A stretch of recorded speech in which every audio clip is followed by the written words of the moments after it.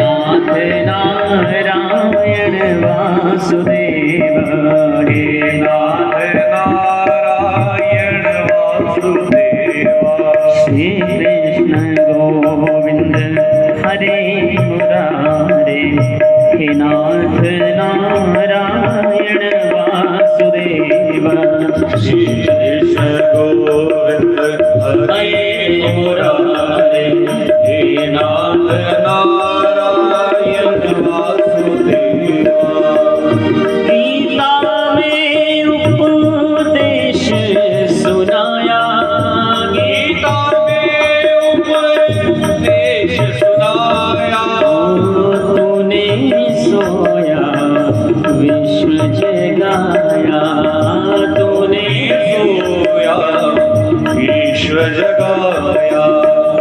हर इच्छा के सत्कर्म का, हर इच्छा के सत्कर्म का। गीता में सब धर्म बताया, गीता में सब धर्म बताया। हम सब रहेंगे ऋणिया तुम्हारे, सब रहेंगे ऋणिया तुम्हारे। नाथ नारायण वासुदेव, हे नाथ नारायण वासुदेव। श्री कृष्ण गोविंद हरे मुरारे, हे नाथ नारायण वासुदेव। श्री कृष्ण गोविंद हरे मुरारे, हे नाथ नारायण वासुदेवा। श्री कृष्ण गोविंद हरे नाथ नारायण वासुदेवा, हे नाथ नारायण वासुदेवा। हरि ओम। चंद्रमा मनसो जातशुक्रो शोषो अजायत, श्रोत्रादवायुश्च प्राणश्च मुखादग्निरजायत। इदगुं हविः प्रजननं मे असुदशवीरगुं सर्वगुणगुं स्वस्कै। आत्मशनि प्रजाशनि पशुशनि लोकसन्न्यभयशनिः। अग्निः प्रजां बहुलान् करोत्वन्नं पयोरेतो अस्मासु धत्तः। हरि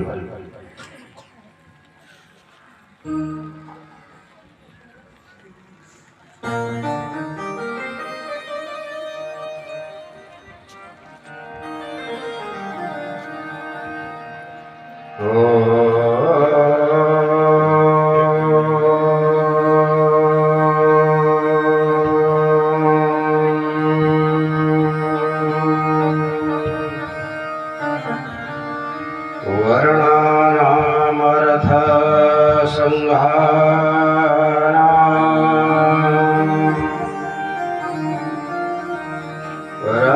रसानां छन्दसामपि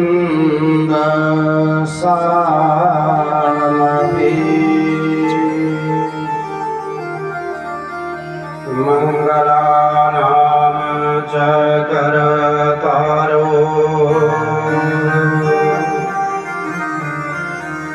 वन्दे वाणी विनायकौ।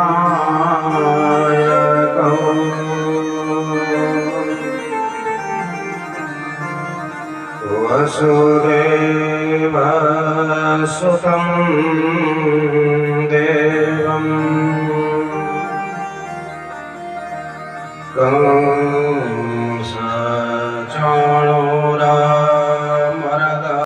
कृष्ण के ऊपर श्री सुखदेव मुनि कहते हैं कि हे परीक्षित, जब जरासंध शिव दर्शन के बाद प्रतिदिन की भांति आज भी पहाड़ को निकला, तो मांगने वाली लाइन में श्री कृष्ण भगवान भीम अर्जुन ब्राह्मण का रूप धारण करके खड़े थे। ब्राह्मण नहीं थे, लेकिन वेशभूषा ब्राह्मण की बना रखी थी, क्योंकि कृष्ण भगवान को पता था कि जरासंध जब शिव दर्शन करके आता है, इसे जो भी मांगा जाए वो देता है, कभी मना नहीं करता। और सबको देते देते जरासंध जब श्री कृष्ण के समक्ष आया और जरासंध ने कहा ब्राह्मण देवता हमारा प्रणाम स्वीकार करो, तुम कुछ जाने पहचानने से लगते हो, लगता मैंने आपको पहले कहीं देखा है। तो 17 बार आक्रमण जो किया था मथुरा पर, यही था कि वेशभूषा बदली थी कृष्ण ने। पर चलो छोड़ो ब्राह्मण देवता, ऐसा भी लगता है कि तुम पहली बार मांगने आए हो। मेरा नियम है जब मैं महादेव के दर्शन करके बाहर आता हूँ तो मेरे से याचक कुछ भी मांगे वो देता हूँ।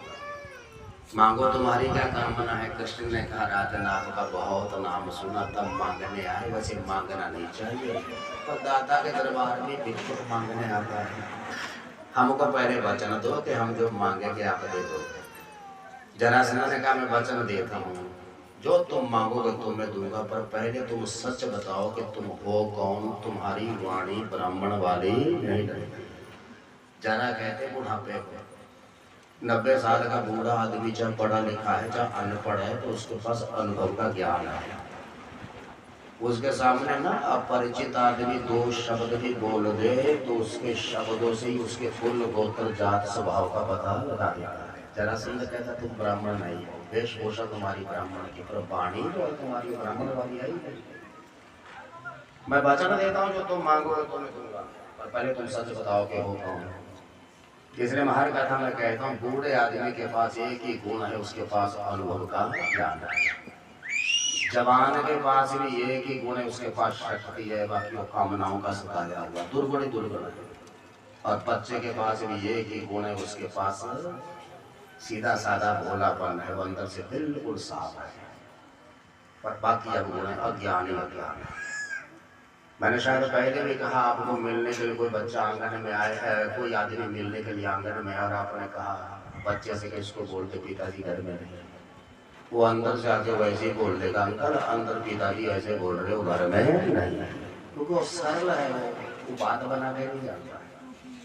और इसीलिए बच्चे को भगवान का रूप मानते हैं, क्योंकि वो अंदर बाहर से बराबर है। जो बात बना के जाना था वो तो शैतान होता है, अंदर बाहर से सरल। जरासंध कहता वचन दिया पर सच बताओ तुम हो कौन। तब कृष्ण कहते हैं मैं वसुदेव देवी के नंदन कृष्ण हूँ, ये मेरी बुआ जी के बेटे भीम और अर्जुन, हम आपसे युद्ध दान में मांगते हैं, तीनों में से किसी एक के साथ कुश्ती करो।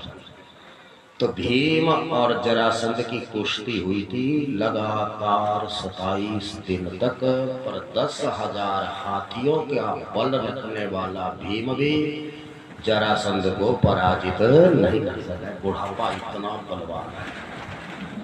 तब कन्हैया ने कुशा का तिनका हाथ में लेकर इशारा किया, ऐसे काटा दायां भाग बाई तरफ और बायां भाग दाई तरफ को बचा। कृष्ण कहते दायां बायां करो। भीम ने भी जरासंध के शरीर के 2 टुकड़े किए, दायां टुकड़ा बाईं तरफ और बायां टुकड़ा दाईं तरफ को। जरासंध का अंत हुआ, देवताओं ने फूल बरसाए, बाजे बजाए और जय जयकार की। इस दाएं बाएं का इतना ही मतलब है बंधुओं कि लोग कथा में बैठते हैं पर कथा लोगों में नहीं बैठती है, क्योंकि हमारा शरीर आता है मन कहीं और ही बढ़ पड़ता है। भगवान कहते हैं मन मुझे दे दो, शरीर तो स्वयं ही अपने आप आ जाता है। मन नहीं तो राजा है, देखना कभी मन करेगा तो आंखें देखती है, और अगर मन ना हो तो हमको कोई सामने से कोई चला गया हमको पता नहीं लगता। मन कहेगा तो ही कान सुनेगी, और मन ही बंधन और मोक्ष का कारण है। श्री सुखदेव भगवान कहते हैं जरासंध के बेटे सहदेव को राजगद्दी पर बैठाया, वहाँ के राजाओं को जेल से मुक्त किया और बहुत सारी संपत्ति लेकर पांडव इंद्रप्रस्थ में आए। उस राजस्व यज्ञ में झूठी पत्थर उठाने की सेवा भगवान श्री कृष्ण ने स्वयं की। उनको जरूरत नहीं थी, पर उन्होंने दुनिया को बताया कि सेवा सबसे बड़ा धर्म है, बाकी कुछ हो ना हो सेवा जरूर करना। और धन का भंडारी बनाया दुर्योधन और कर्ण को, जो पांडवों का भला चाहते ही नहीं थे। और कर्ण के हाथ में एक धन चक्कर था, अगर वो गठड़ी में से 100 रुपया निकाल कर देते थे ना, जो पंडित जी पूजन करवा रहे थे, भाई 101 दो, 201 दो, तो पंडित जी 101 मांगते थे तो कर्ण 200 देता था। इसलिए कि जल्दी जल्दी खजाना खाली हो जाए और ऋषि महर्षि महात्मा जितने आए पांडवों को श्राप देकर चले जाए। पर धन चक्र ऐसा था हाथ में, अगर 200 रुपया कर्ण गठरी में से निकालता था तो 400 उस गठरी में खुद आ जाता था। कितना दान उस यज्ञ में दिया गया कि साधु ब्राह्मण प्रसन्न होकर हाथ उठाकर आशीर्वाद देते हैं धर्मराज विष्णु को। और पांडवों की मान प्रतिष्ठा स्वर्ग के देवराज इंद्र से ज्यादा बढ़ गई और कौरवों के मन को कैंसर, टीबी और कोढ़ की बीमारी हो गई। ये मन को भी कैंसर होता, टीबी होती, कोढ़ होता है। दूसरे का अच्छा मकान देखे ईर्ष्या होने लगे मन में, दूसरे की संतान नायक हो तो मन में जलन हो, दूसरे का मान सम्मान देकर मन में द्वेष हो तो मन को कैंसर, टीबी, कोढ़ होते हैं। और मन को लगी बीमारियां मरने के बाद भी पीछा नहीं छोड़ती, दूसरे जन्म में फिर प्रकट हो जाएगी।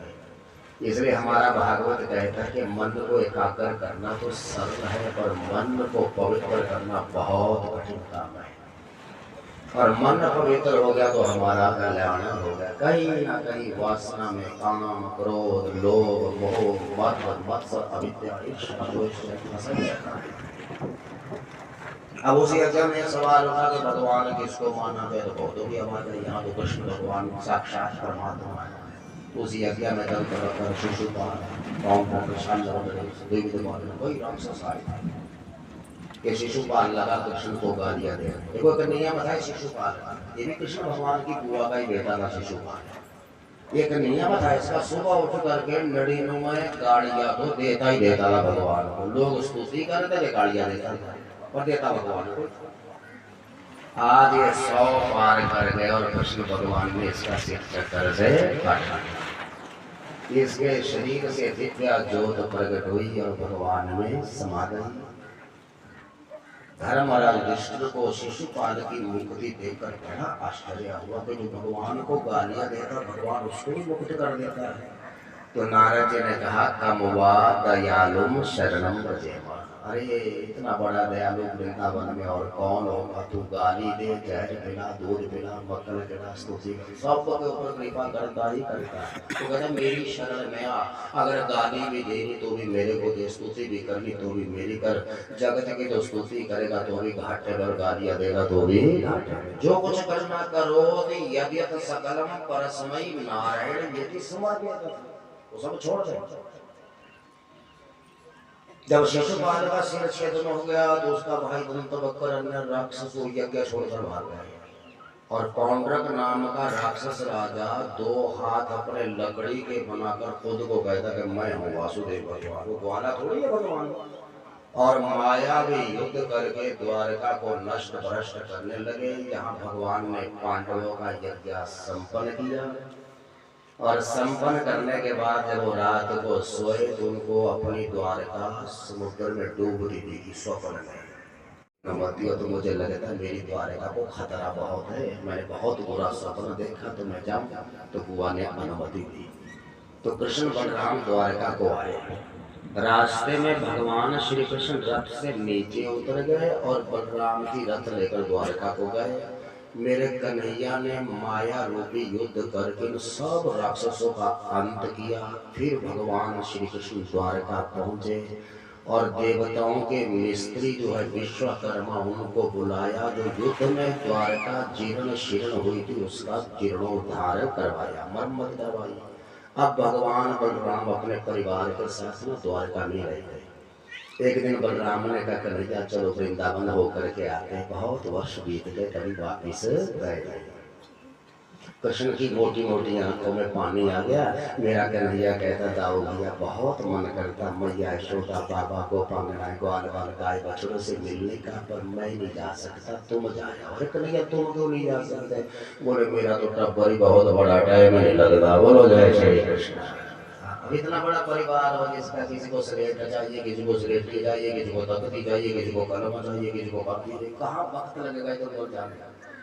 अच्छा भगवान चाहते थे कि बलराम जी यहाँ से चले जाते तो मैं कौरवों और पांडवों का युद्ध करवाता।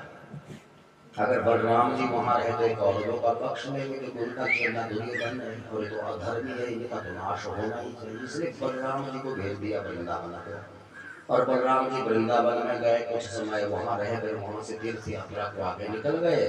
और श्री सुखदेव जी कहते हैं कि राजर्षि परीक्षित, पीछे से भगवान श्री कृष्ण ने कुरुक्षेत्र के प्रांगण में कौरव पांडवों का महाभारत करवा दिया। ये शाम पक्षे जनार्दन जयस्तु पांडु पुत्राणाम, जिनके पक्ष में स्वयं जनार्दन श्री कृष्ण खड़े थे, उन पांडु पुत्रों को विजय प्राप्त हुई, कौरवों की हार हुई और धर्मराज विष्णु सिंहासन पर बैठे और धरती पर धर्म का साम्राज्य स्थिर हो गया।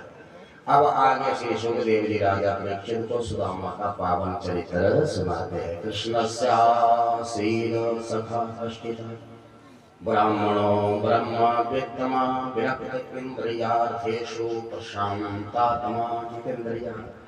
एक ही गुरुकुल आश्रम में सुदामा जी ने और भगवान श्री कृष्ण ने विद्या पढ़ी है। तब गुरुकुल आश्रम से उनकी मित्रता है। विद्या पूरी हुई तो कृष्ण भगवान मथुरा चले गए थे और सुदामा अपने घर को आ गया। तब से कभी मिले नहीं दोबारा। और एक ऐसा सुदामा ब्राह्मण है, ब्रह्म वित्तम, इसके पास ब्रह्म विद्या रूपी धन है। वित्तम कहते धन को ध्यान देना। ये वैसे नहीं, सुदामा के पास ब्रह्म विद्या रूपी तप का धन है। और विराट संसार के विषय से कोई इच्छा ही नहीं कि मुझे कुछ चाहिए। और गरीबी इतनी है कि घर में सारे साबुन बर्तन फटे हुए हैं। पत्नी का नाम सुशीला है, एक ही साड़ी है, पहले पहले नहा लेती, पहले पहले निचोड़ लेती, 2-3 बच्चे भी है छोटे छोटे। वर्षा लगती है तो पानी कुटिया के अंदर ही आता है। सुदामा की धोती 20 जगह से फटी है। तपस्वी बहुत है, मांग भगवान से कोई नहीं, और दिन रात भगवान का स्मरण करता, श्री कृष्णा श्री कृष्णा श्री कृष्णा श्री कृष्णा, तो यही मंत्र है उसका। इसलिए हमारे कथा में कहता हूँ, सजरो बड़े मंत्र के चक्कर में नहीं पड़ना चाहिए, छोटा मंत्र लो जो आसानी से लिया जाए। और कलियुग में नाम मंत्र तो सर्वोपरि है, चलते फिरते उठते बैठते बोलते रहो। सुदामा प्रकांड विद्वान था, पर मंत्र यही जपता था, श्री कृष्णा श्री कृष्णा श्री कृष्णा। और मजे की बात, प्रशांत आत्मा, इतनी शांति तो भगवान को मिली है जितनी सुदामा को। गरीबी देखो तो पूछो ही ना। रोज 5 घर भिक्षा मांगे, जो मिले पत्नी को दे दे। पत्नी रसोई में चौका लगाकर सफाई करके गाय की रोटी कुत्ते की रोटी और अतिथि का भोजन। कथा ऐसी आती है कि अपनी तो बात छोड़ो, सुदामा सुशीला को कभी रोटी मिली पर बच्चों का भी कोई पेट पूरा भरा नहीं। माँ हमेशा बच्चे का पेट देखती है कि खाली तो नहीं है, और पत्नी हमेशा पति की जेब देखती है खाली तो नहीं है। बोलो वृंदावन बिहारी। इतना फर्क है पति पत्नी में।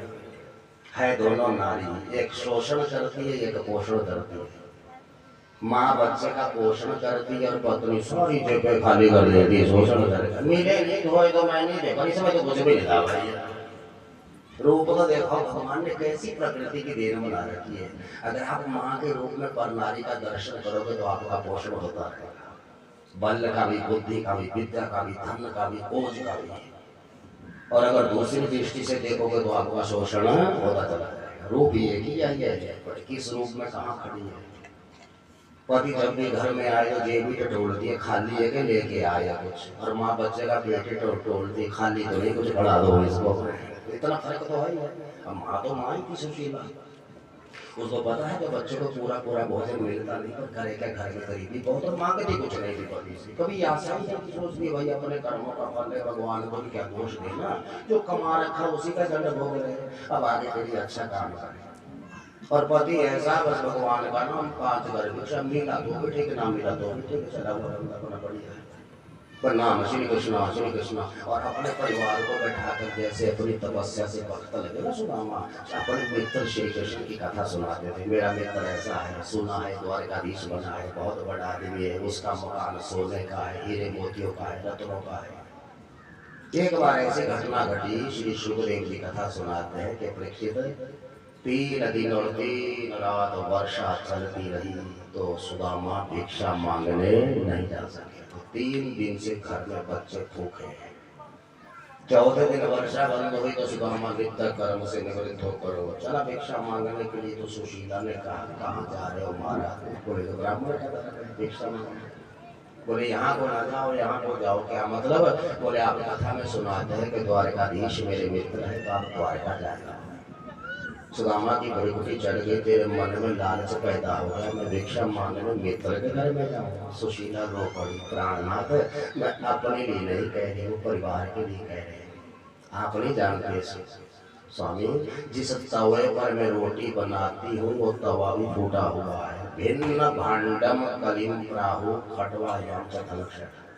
महाभारत में लिखा है फूटे हुए बर्तन में कलयुग रहता है, और मंजे पर बैठ के भोजन खाओगे तो घर में धन का नाश होना शुरू हो जाता है। कभी कभार खाली बात, दूसरी मंजे पर बैठकर भोजन नहीं करना चाहिए।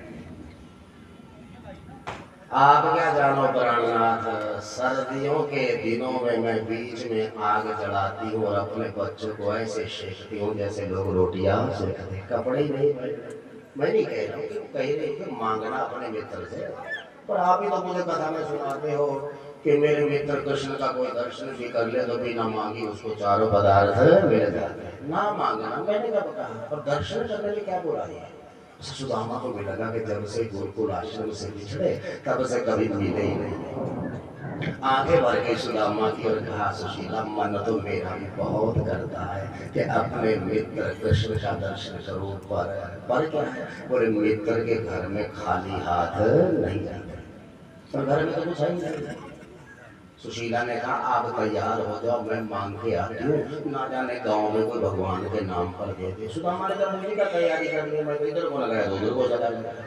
और पहली बार सुशीला गांव में भिक्षा मांगने गई। एक बहन का दरवाजा खटखटाया, प्रकट, अरे सुशीला बहन आज पंडित जी आए भिक्षा के लिए, तुम आई हो? सुशीला कहती बहन घर में कुछ है तो दे दे। बड़ी मुश्किल से मेरे पतिदेव द्वारका जाने को राजी हुए हैं, और भगवान कृष्ण को कुछ भेंट लेके जानी, घर में तो मेरे कुछ है नहीं, तो उसे दे दे। अगर मेरे पतिदेव द्वारका से कुछ ले आए ना तो मैं तेरा भाई भाई चुपा दूंगी, और अगर कुछ ना लाए तो समझना किसी गरीबनी के कफन के लिए तूने कुछ दान कर दिया। या चित्वा चतुरो मुष्टिल विप्राण तंडुलाना चैन खंडन दान बद्धा भरतु प्रादा दुपाई। 4 ब्राह्मणों के द्वार पर भिक्षा मांगी, 4 मुट्ठी चावल मिले। घर में आई तो बच्चे ऐसे चिपक गए माँ को जैसे बरसात में गुड़ को मक्खियाँ लगती हैं। 3 दिन से भूखे थे, बहुत रोई सुशीला, ये तो भगवान के नाम पर मिला है, इसमें से थोड़ा भी तुमको खिलाया तो मैं नरकगामी हो जाओगे। भगवान मेरे बच्चों के प्राणों की रक्षा करना। घर में ना पात्र ना वस्त्र खरीदी, बहुत अपना ही साड़ी का पल्लू फाड़ा, उसी में वो 4 मुट्ठी चावल बांधे, सुदामा को दिए, प्रणाम किया। आज जाओगे स्वामी, कल वहाँ विश्राम करना द्वारका में, परसों आ जाना। भगवान न करे अगर मेरे बच्चों को कुछ हो गया तो मेरा बचना कठिन हो जाएगा, और मैंने कसम खाई है कि अपना प्राण छोड़ूंगी तो आपका चरणामृत लेकर परिवर्तन नारी थी हो, इसलिए देर मत करना, बस आज जाओ, कल वहाँ विश्राम कर लेना, द्वारका में परसों आ जाना। सुदामा ने बच्चों को आशीर्वाद दिया, पत्नी को आशीर्वाद दिया। 4 मुट्ठी चावल जो बगल में थी वो रखी, कमीज कोई है नहीं, चढ़े वो बड़ा फटे पुराने वस्त्र की पगड़ी है, 20 जगह से धोती फटी है, पाँव में कोई चढ़ पादुका, कोई चप्पल नहीं, नंगे पाँव चला, सब कुछ लेकर चला भगवान कृष्ण को, यही संपत्ति थी उसके पास। और बड़ा सुंदर मन में भाव लेकर के जा रहा है, भगवान मेरे नैया उस पार लगा देना, बदक चुनी माया है, आगे निभा देना। भगवान मेरे नैया उस पार लगा दे।